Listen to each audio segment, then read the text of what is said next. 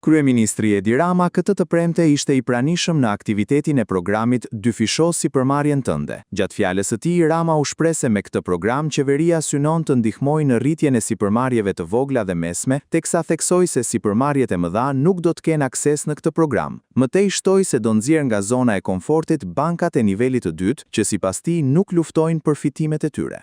Ajo që ne synojmë me këtë program është që t'i japim krah ndërmarrjeve të vogla dhe të mesme që të dyfishohen.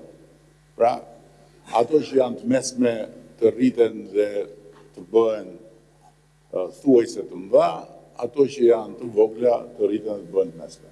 Duke qenë se bankat kanë një manual të tërë justifikamesh që e përdorin me eficiencë të lartë, dhe një nga këto justifikime është që planet e biznesit të ndërmarrjeve të vogla të mesme nuk janë mjaftueshmërisht të arrira dhe mjaftueshmërisht bindëse.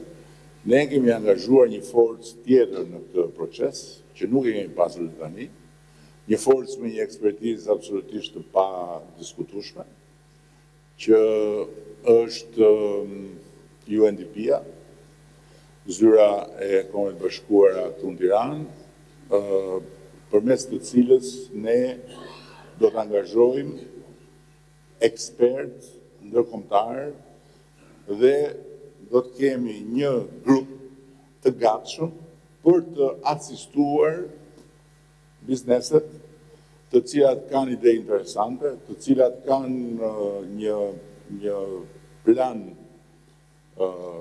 të besueshëm, por nuk kanë kapacitetin për ta përkthyer në një projekt bindës për bankat. Nga ana tjetër, një element i ri i programit është mbështetja e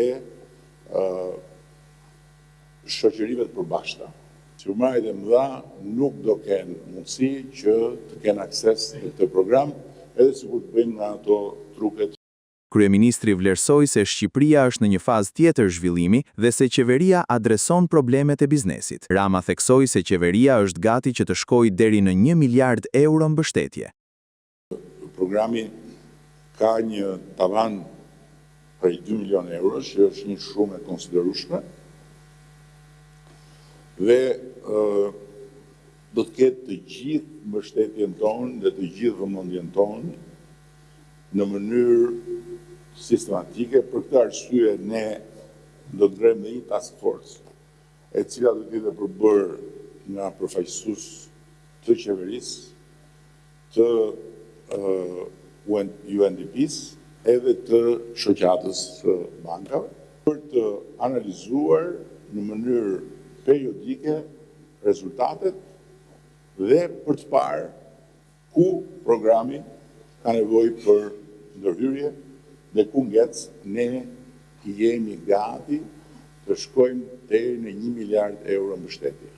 1 miliard euro për sipërmarrjen e vogël dhe mesme që vijnë nga mbështetja e qeverisë në mënyrë që askush mos thotë s'kam mbështetje financiare për të bërë planin tim. Ndër të tjera, Rama foli edhe për forcimin e lekut, për të cilin tha se është suksesi i ekonomisë shqiptare. Kryeministri u shpreh se deklaratat e bëra nga analistët për narkoparade nuk kanë lidhje me realitetin. Sipas tij, nëse kjo do të ishte e vërtet, do të evidentohej së pari nga institucionet ndërkombëtare financiare që vëzhgojnë ekonominë e Shqipërisë.